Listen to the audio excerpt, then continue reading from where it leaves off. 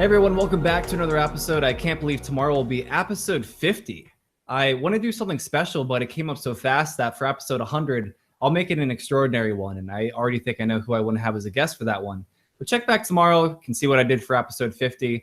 But nonetheless, thank you all so much for the support. Check out my website, forpeaceandliberty.com, which I'm going to be updating a ton soon because right now it's just a link to all my episodes. It doesn't look that great. Also, donate to me on Patreon if you can. It's patreon.com/the Peace and Liberty Podcast.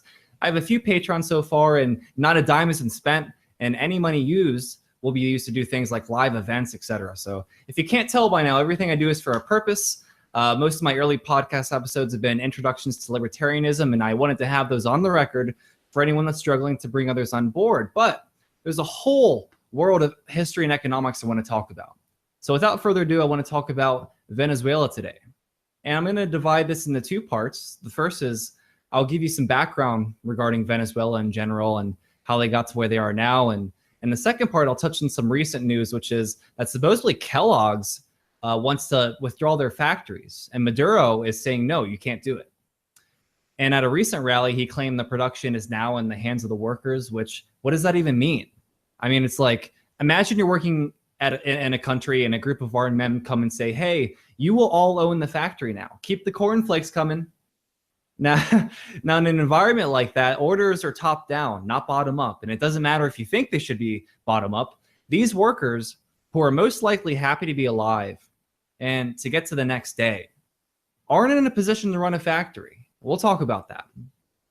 So I'm going to link to many articles this episode, but the first is from a Mises.org article, and it's a piece by Jose Nino titled Venezuela Before Chavez, a Prelude to Socialist Failure. So to understand Venezuela, like any country, we have to go farther back in time. The article notes, quote, before the completion of its first oil rig on April 15th, 1914, Venezuela was essentially a banana republic marked by political instability. Despite gaining independence from Spain, Venezuela maintained many of its primitive political and economic practices, above all, its exclusionary mercantilist and regulatory policies that kept it in an impoverished state. So during the 1910s up to the 1930s, Juan Vicente Gomez, who ruled at that time, created conditions for the vast amount of oil deposits to be discovered, and fairly freely. He maintained decent enough relations with other countries to trade with them. Now, in the 1950s, General Marcos Perez Jimenez would continue Gomez's legacy. Now, at this point, you got to understand, Venezuela was at its peak, ranking 4th in terms of per capita GDP worldwide. So it's hard not to profit off the oil reserves when they're there, but especially when people are free in such a climate. That's the key, to be free. And in a little bit, I'll give you some statistics about Venezuela that will blow your mind. But the article goes on to say, quote, a combination of a relatively free economy, an immigration system that attracted and assimilated laborers from Italy, Portugal, and Spain, and a system of strong property rights allowed Venezuela to experience unprecedented levels of economic development from the 1940s up until the 1970s. In 1958, however, Jimenez's government was overthrown by leftists in a coup, and the aftermath was a naval officer by the name of Wolfgang Larrazabal, who took office till elections were held later that year. Now, the guy they really should have been worried about was Romulo Betancourt, and he ruled from 1959 to 1964. Now, Betancourt, he was an ex-communist. Supposedly, he renounced his prior Marxist ways, but he still considered himself a social democrat. And his true aim was to fully nationalize everything. Everything. Him and other student activists wanted to fully nationalize petroleum at the time in Venezuela, and to, quote, use petroleum rents to establish a welfare state of sorts. And the same idea led to the nationalization of oil, quoting again. Under this premise, a nationalized oil industry would finance cheap gasoline, free education at all levels, healthcare, and a wide array of other public services. And it's important to remember, Betancourt was the moderate in terms of politics in Venezuela at that time. He wasn't nearly as radical as Chavez and Maduro, but he still helped devalue the bolivar. He failed land reform that undermined property rights, and the Constitution laid out was still based off positive rights mostly rather than negative rights. Tax rates tripled to 36% under him, and of course, spending increase. Now, Carlos Perez, who was another leader after Betancourt, capitalized on the oil boom of the 70s. And by the way, there was a 1970s energy crisis you can read about in which they heavily benefited from the exporting of petroleum at that time. And finally, in 1975, Perez had nationalized petroleum, fulfilling Betancourt's dream. So again, I'll link to that one article on Mises.org. It's a super informative article. But let's fast forward now. And before I move on to some other statistics, let me point out a few things about Venezuela to help you get an idea of what the landscape of this country is like. I also just wrote a piece of Liberty Hangout, which I'll link to. And instead of linking you to all the billion links, just read that article, which has all the links in there you'll need, especially for this next part. So Venezuela is a country of 33 million people currently, and they have the largest known oil reserves in the world. They have 300,878 proven oil reserves, and that number has probably increased since it's last been tallied. Now, to compare to the country with the second most oil reserves, that's Saudi Arabia, and they have 266,455 known reserves. So just to give you a gauge on that real quick, Venezuela has over 7.6 times as much oil reserves, as many oil reserves as the US. They have an unbelievable amount of oil, an unbelievable amount.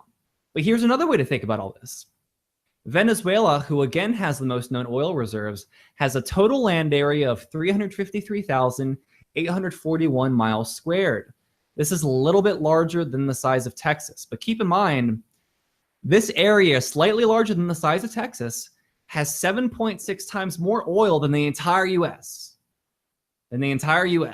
Again, Venezuela is a country that's 353,841 miles squared, while the US is a whopping 3.797 million miles squared.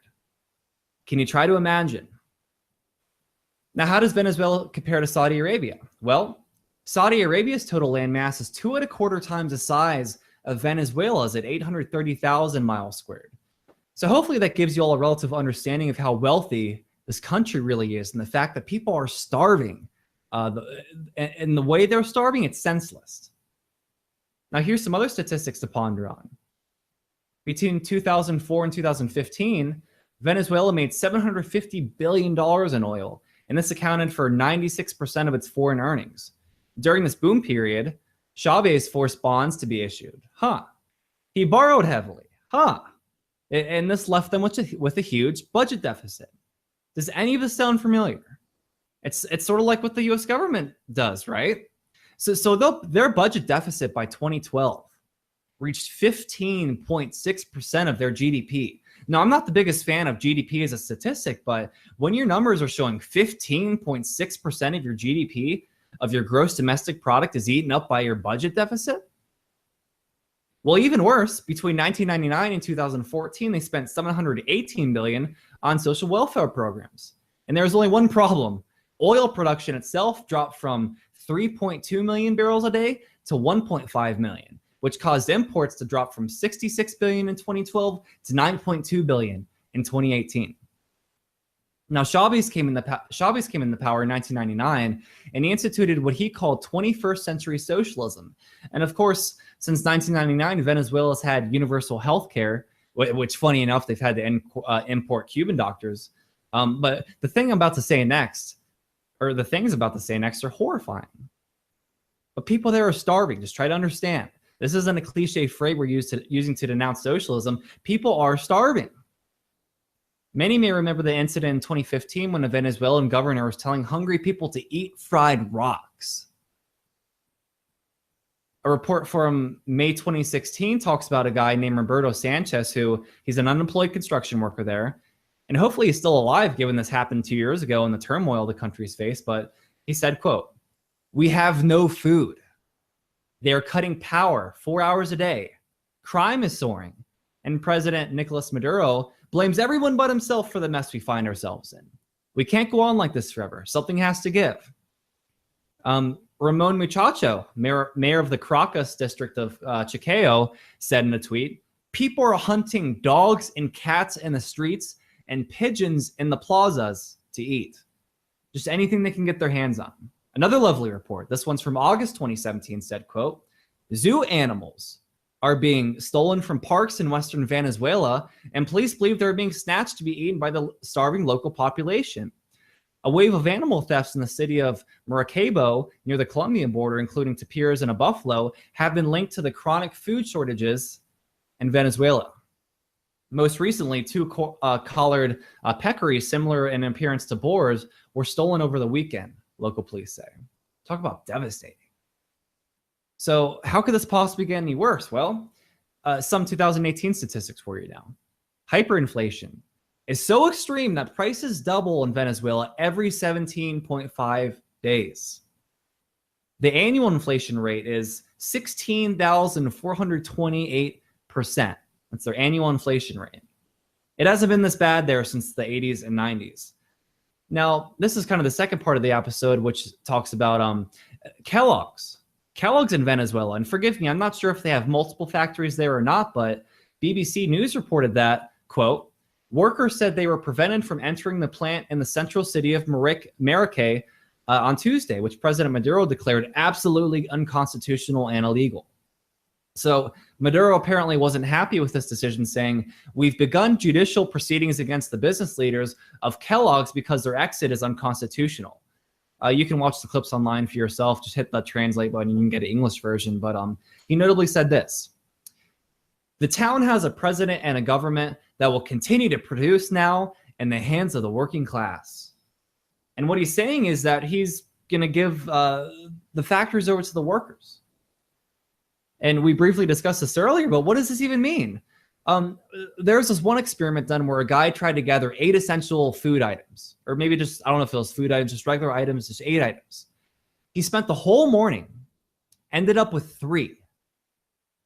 Now, do you really think these people have much leisure time to absorb more knowledge and increase their skills? Give me a break. Would you believe for a second that even in a first world country like America, that if we just simply gave, say, a Dunkin' Donuts to the workers, that they would somehow figure it out?